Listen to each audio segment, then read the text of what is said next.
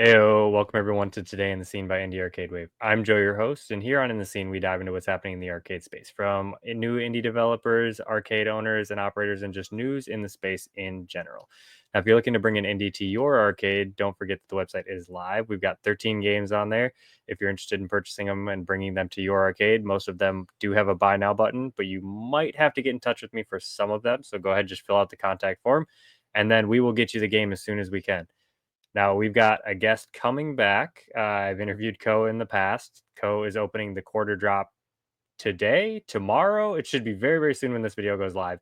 And I just love his story and the way he's been covering the space. So let's bring Ko in and talk about all that. How you doing, Ko? Hey Joe, thanks for having me on.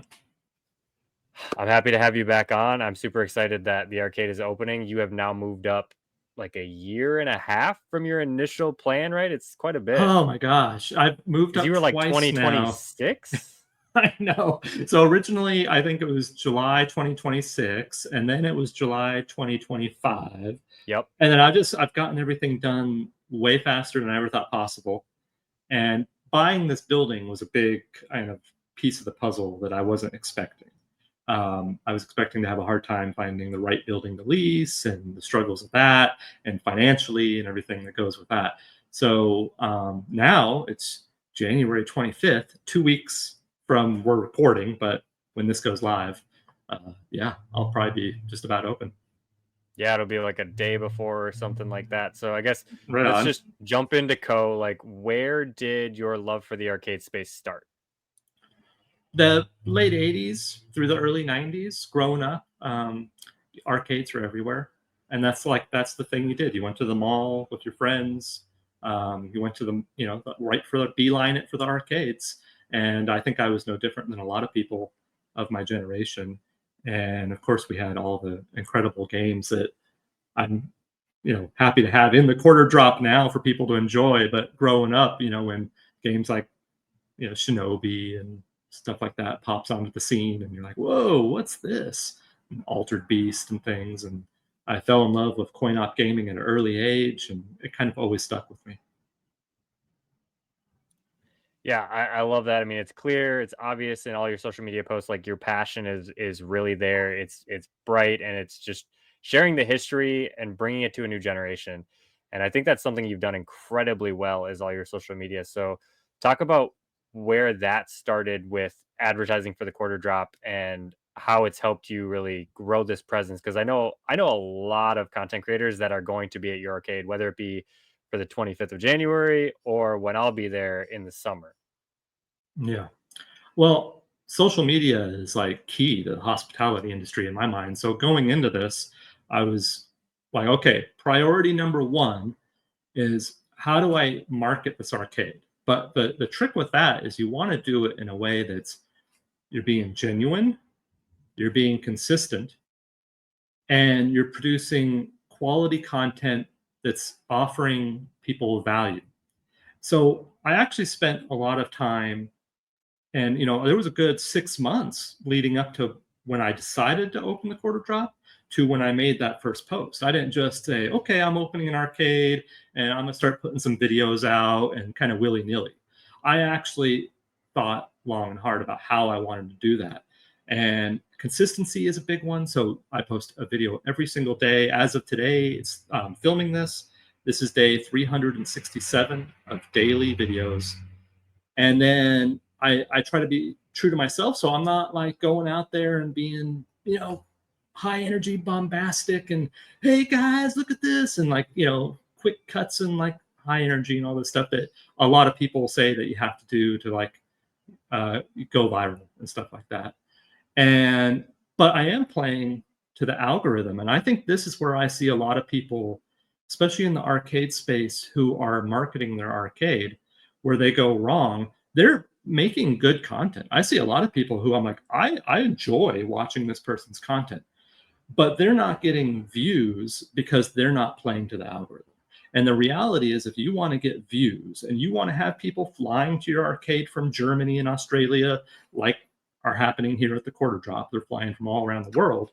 It's because I've grown a community, and that requires kind of feeding that algorithm. So it's real straightforward, and I'm happy to share this with people.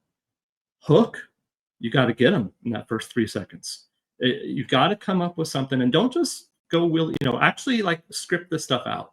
Hook for shadow, what's coming in the video, main body of your post, and then the last line, which is where you get the engagement. And do all that in less than a minute. So hook for shadow, main body, last line, where you're asking a question and you're engaging the person. And that is more or less the algorithm. Of course, there's always going to be variations on that, and people, you want to experiment and see what works. But yeah, I think it's just a real important piece of the puzzle of operating an arcade in now 2025. Yeah, I agree. I think that the way that you make your videos, I mean, like the iconic walk up from your workshop, and you're still doing it in the arcade, like Yeah. that's your visual hook, and then you have your auditor or your audible hook where you're saying like, "Did you know about this?" or whatever it may be for that. And I think that the way that you make this content is so digestible, and like you want to just keep watching video after video after video because you're learning. It's like there's more value in it than just doom scrolling. And I Yeah. think that's huge for arcades because you've been on multiple podcasts like Arcades Across America, and you've showcased these arcades and given them advice and stuff like that. But you've also gotten advice from them running the arcades. I've So learning a let's lot here. Yeah. yeah. I mean, you've had some I pretty mean, cool guests on there. I've watched all the episodes, so I'm oh, really good. really into the people you've had on there. Nice. Let's talk about the arcade itself, right? You've spent all Okay. this time finding the games, sourcing the games, restoring the games. Now you have them in the arcade. What does that Yeah. feel like to finally have these games in your space? Now that all the hard work and the expense of creating the quarter drop is over, I come in here and I just have to like soak it in. I mean, I really do pinch myself because this is a lifetime in the making. This is something I've thought about for a long time. It just wasn't feasible. And now it is, and I've done it. And I come in here and I see all these machines, and I see the carpet and the black lights and everything exactly how I envisioned it. And now it's real, and it's a really good feeling. And I love being here. It's a nice, comfortable, positive space. I've been editing my videos here right at this desk that I'm sitting at now, and that's been a smooth transition. I was worried because I'm used to doing my work at home, at my home desk setup. And I was like, okay, how's that transition going to be? What's it going to be like spending large amounts of time at the arcade? And it's just been such a positive experience. So it's really I like I said, I have to pinch myself constantly, and I'm still soaking it in, even though it's been more or less done for a while. I had a few machines delivered today, so now it's like I think as of today, 100% done. It's ready to go. That's wild. That's so cool to see you coming from this idea of like having a couple arcades in your workshop. And like I mean I've definitely been following your stuff for at least like 10 months now, so I caught it pretty early, and that it's Yeah, been you really were cool to watch the whole right there at the process. beginning. Yeah. Yeah, and S- I've been So let's following your talk stuff for probably 2 years or something. I don't know how long you've been posting, but it's been a while. about, I think I'm at like 4.5 years now that I've been Okay, putting maybe it's out been longer. I broadcasts. know I've So been watching for a long time. well, let's talk games, man. Like you've got the Okay. games in there. Like, what does your selection look like? Because I know you have a mixture of indies, retros, a little bit of modern, drivers, shooters, Hmm. pinball. Like, Yeah. go through what you've got in there. Well, the goal from the beginning was to have it is a retro arcade. That is the heart and soul of the quarter drop. But that said, it's important, I think, to have machines that cater to different sensibilities. And it's actually been real eye opening seeing. I've had two test groups come in, play games, and I've been kind of keeping an eye on what they're playing, what people gravitate towards. And watching that has really kind of highlighted what I already suspected is that the machines that I love, the the centipedes, the Area 51s, the Gauntlet Dark Legacies, stuff like that. People play those, but they put a couple quarters in and then they move on to like a cruising exotic or a pinball or the redemption machines, a claw machine, or the four-player Pac-Man. And that's where they're really pumping the quarters in. So that's kind of why I wanted to have a mix. So I have everything from a Miss Pac-Man, original Miss Pac-Man, that's 1981. So I've got 80 stuff like the Centipede, Missile Command, Millipede, Shinobi. And then into the 90s, like the Area 51, the Gauntlet, the Neo Geo, a new one. I don't know if you want me to talk about that, but I just got a new one in the lineup. And then the racers, the shooters, the pinball, of course, which is a huge part of what I wanted to do here at the quarter drop, because pinball's hot right now and I love pinball. So I have a whole dedicated section of the arcade at the back that's pinball zone, and lots of great machines in there. But then I also have redemption machines, and I know a lot of people that are like arcade purist might come in here and say, "Oh, why do you have a ticket redemption machine?" Well, kids they like those machines, and I don't want to just cater to guys like me. Where they come in and like, "Oh, good, I'm gonna play Shinobi for the next couple hours." That's great. I definitely want them to have a good time, but I want families to come in and enjoy getting the tickets, and all my machines dispense real tickets. And I try to focus on the skill-based ones as much as possible and try to keep them fair, because I'm not looking to rip people off. I want everyone to have a good time. But I think finding that balance, that mix of machines, different eras, different styles of gameplay, and it all kind of comes together to create that authentic arcade experience. I agree. I mean, the redemption games that you have in there are the redemption games that I would pick. I do not like redemptions. I'm not about them, but Yep. you have like the SpongeBob one, and you're right. They're all like skill based, and I Mm-hmm. think that that's a great collection of redemption games. That they're Thank you. actually fun. They're not just like pump as many coins in as fast as you possibly can and maybe hit a jackpot here and there. Less of a kiddie casino, more skill based, and That's it right there. The Kitty Casino is the moniker that I did not want to be labeled with, because I actually feel that way. I go to these modern arcades and I see them. I'm like, this yeah, is not right. It doesn't feel good. I don't think it's healthy. And to each their own. I don't want to be judgmental, but from my personal feeling, it doesn't feel right. So I didn't want to do right. that at the quarter drop. So other than the claw machines, which spoiler alert, claw machines are rigged. Just for anyone that doesn't know that, that's how they work. Okay. Other than the claw machines, I have everything is skill based, and even the claw machines I have set really loose. So Okay. people can come in. They're gonna get a plus. You play a handful of times, I'm going to make a little profit there, but they're going to get a plush. And I think that's a good way to go about it. You keep the lights on, you make money, Yep. people are having a good time getting the prize, but you're not, it's not, you don't have to play 300 times to get a plush doll or toy or whatever. That's Right. that's It's not that's where set it's to become scammy. Yeah. it's not set to 1 in 30 winners, like No, so it's that's not. that's good. Let's talk advice for arcade owners. There are a lot of arcades that are constantly opening. You're one of them now, brand new arcade, right? What advice would you have for someone that is interested in opening their arcade that's just in the process of like, let's say they're collecting and restoring games right now? Hmm. What's Okay. next? Like how would you proceed from there? Well, make sure that this is really something you want to do. I think you got to do some soul searching, because this is a industry that you have to be passionate about and want to do this, not because you think you're going to make a ton of money. Do this because you love the machines, you enjoy hospitality, and go into it with eyes wide open that people are going to come in here and you're dealing with the public, and they're going to break your machines. There's going to be customers that are going to be rude. Um, there's going to be experiences that are not going to be fun, but it's going to be overwhelmingly positive. This is going to be, there's always going to be that faction, that negative side of things. But if you like working on these machines, you like playing these machines, and you like hosting people, which I do, I really enjoy like creating this space and having people come in and hang out. And this being like the local hangout is super cool to me, at least. And I can't wait to have like tournaments and stuff here. So just do a little soul searching and make sure that that's really what you want to do. And if it is, then create that plan, put it on paper of what it's going to cost, what it's going to look like, how many machines you have, and how many you're going to need. Are you going to lease a building? Are you going to buy a building? How much is that going to cost? How much power, how many machines are you going to have, and how much is it going to cost to run those machines?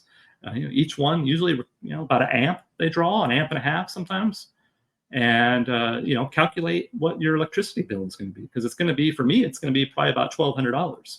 So, and that's a small arcade. I'm not even a huge arcade. So, and insurance is expensive too. So factor in all those things, and you can make a success out of it. I know plenty of arcade owners that are kicking butt, and that's great. So it can be successful, but don't go into it because of that. Go into it because you love it.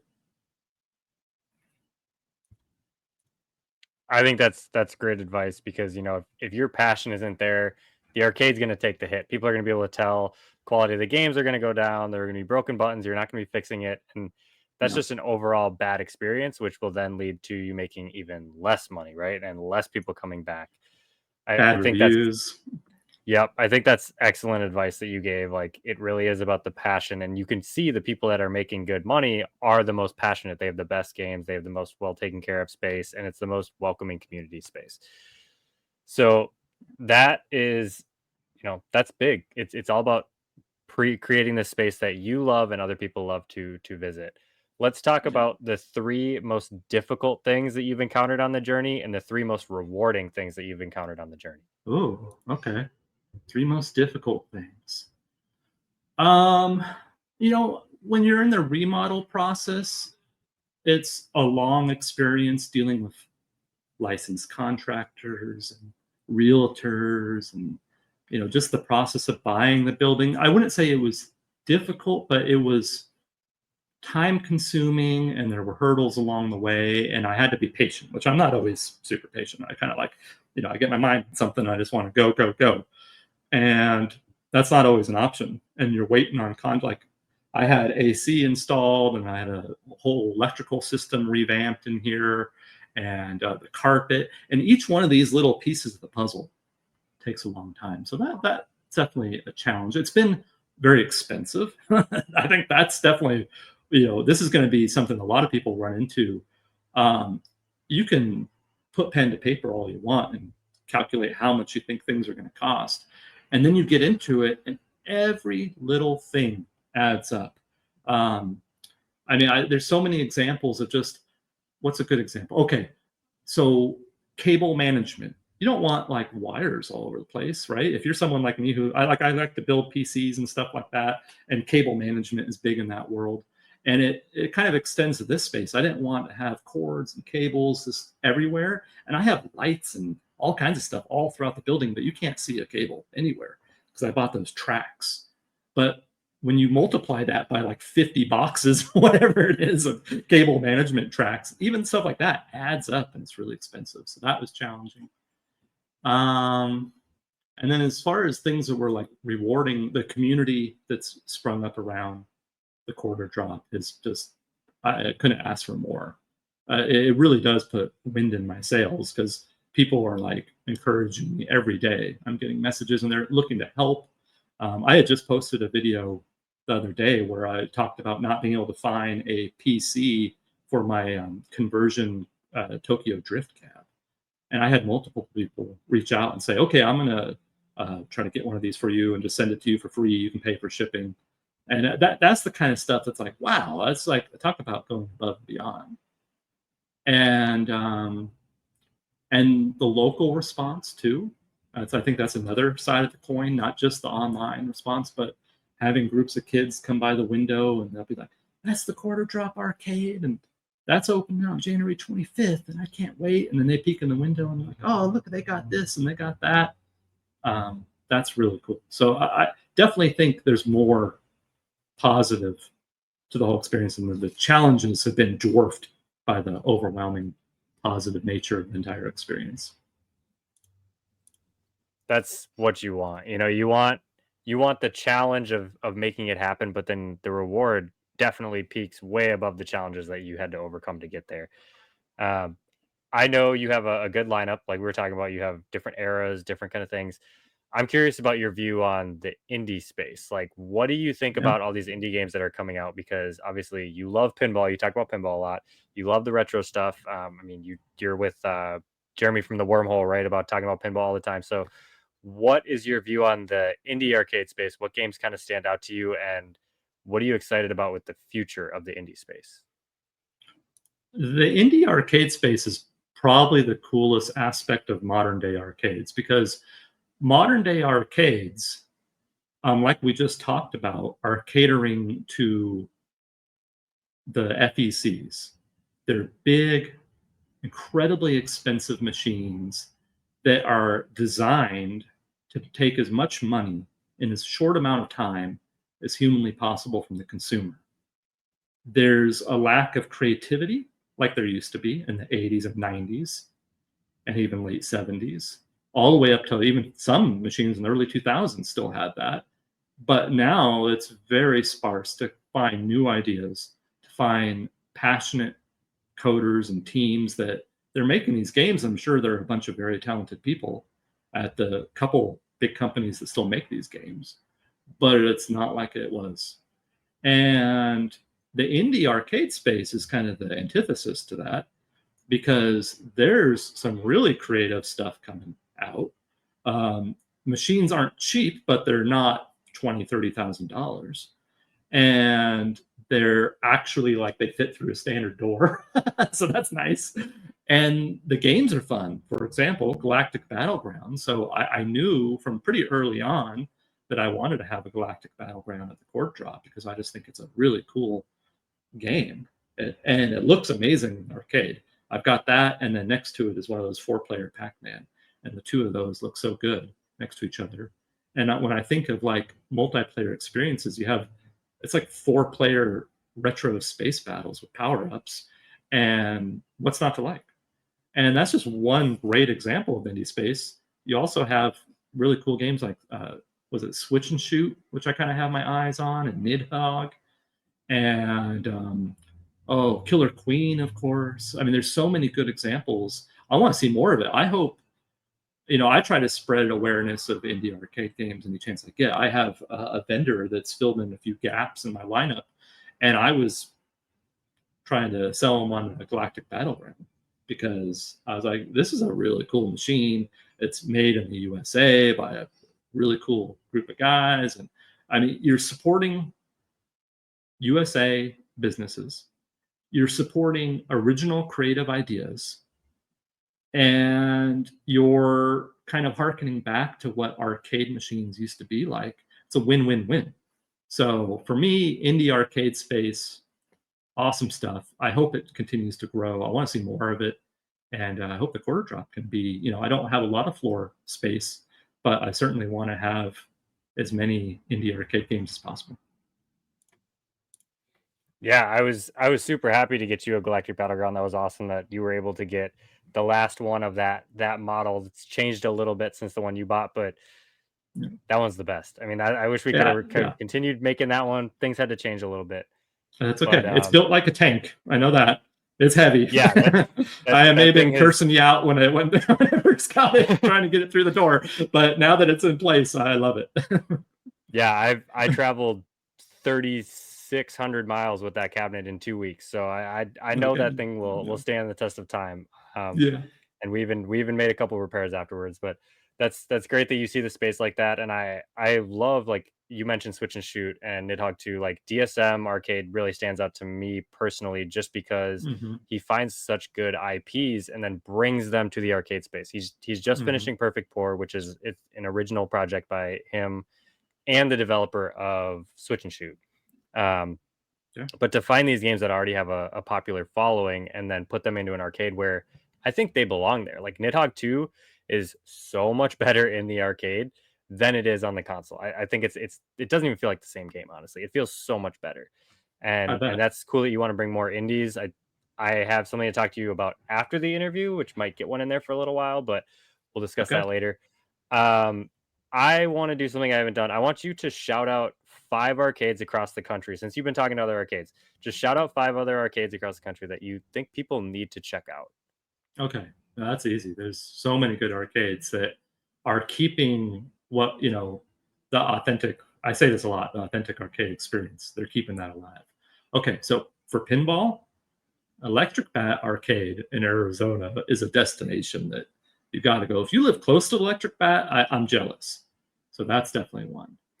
If you're in Texas, the Wormhole, of course, it's the premier Texas pinball destination, and the people there are amazing, and it's a really cool space. The Electric Starship is an amazing retro arcade. Mike Woods, the owner operator there, he has a YouTube channel that I watch. And he really does a great job of restoring his machines, keeping them original CRTs and the right control panels and all that good stuff. So that's amazing. Gotta love that. The Vintage Vault arcade, the owner there, again, keeping these machines alive, keeping them original. He's been really helpful to me. I was just chatting with him a couple days ago about my Cruising Exotica. I had a question. He was very helpful as always. So the Vintage Vault, that's in Wisconsin. And then I think if you really want to do yourself a treat, Pastimes Arcade is a newer arcade. They took over an entire grocery store, and Rob Burke owns that arcade, and he's a legendary collector. And it has, I imagine, I mean, I guess Galloping Ghosts has the most machines on location, but Pastimes has quite a few. I think they have like 500 machines or something like that, and stuff that you're going to be hard pressed to find anywhere else. Really rare stuff, and they have good techs working on those machines. So yeah, those are just a few, but there's a bunch of great arcades all over the country. Yeah, you going over those, every single one of them is on my list of arcades to visit. Electric Bat Nice. specifically. The Wormhole is one that I didn't visit when I was down in Texas. I went to, I think, 6 arcades in Texas, but I didn't make it to Okay. the Wormhole. I don't think I was aware of it at that point. And then, yeah, I mean, James at Vintage Vault is freaking Yeah, awesome. That guy is so he's cool. he's helped me out on a bunch of different occasions. He's the best. Yeah, he's been on the show a couple times, and he loves it. He absolutely loves the space. So it's Yeah. great to get a shout out to him, and he's been crushing it on social media lately too. So Yeah. Yeah. that's really all I had for Eco. So just shout out social medias, let people know where to follow along the journey. And I mean, opening day is yesterday, Yeah. today, very, very soon here. Yeah. So Yeah. It's crazy. So Quarter Drop Arcade, Instagram, TikTok. We'll see how long that lasts, right? I don't know if the TikTok thing is going to be around much longer, but that's okay. YouTube. And on YouTube, I do the daily shorts, and I've been doing some long form content as well. And I live stream on Twitch at Quarter Drop Arcade. And yeah, I hope to see everyone at the arcade. And Joe, thank you so much for having me on. I really appreciate it. And yeah, that's all I got. yeah, thanks for coming on, Co. I really appreciate it. I'm very, very excited to go to the quarter drop. I don't think I've been out to Oregon, and I think I went to PRGE not this year, but the year Okay. before. So it's been a Uh while since huh. I've been out there. I got to Yeah. see Ground Control, awesome spot. That's one Yes. in Portland that you need to visit. Yeah, that's another good shout out. Yeah, there's too many, man. There's There too are. many. If I gave you 25, you still wouldn't have enough. Like And a lot of there's too many people great message ones. me and say there's no good arcades anymore. And I'm like, oh, yes, there are. They're There are everywhere. amazing arcades all over the Yeah. place. And I guess people just aren't super aware of them. But there really are some great spaces still. I mean, I don't care where you live. If you're willing to drive, 2 hours, make a day trip, make a weekend trip, whatever, you are definitely within range of an incredible arcade. There's one near you. Yes. Yeah. But again, Co, thank you for coming on. For anybody that's looking at grabbing an indie game, the website is live. We've got 13 up there right now. Like I said, a lot of them have a buy now button. If they don't, just go to the contact me below and send me an email. We'll chat there and get it figured out. But until next time, peace.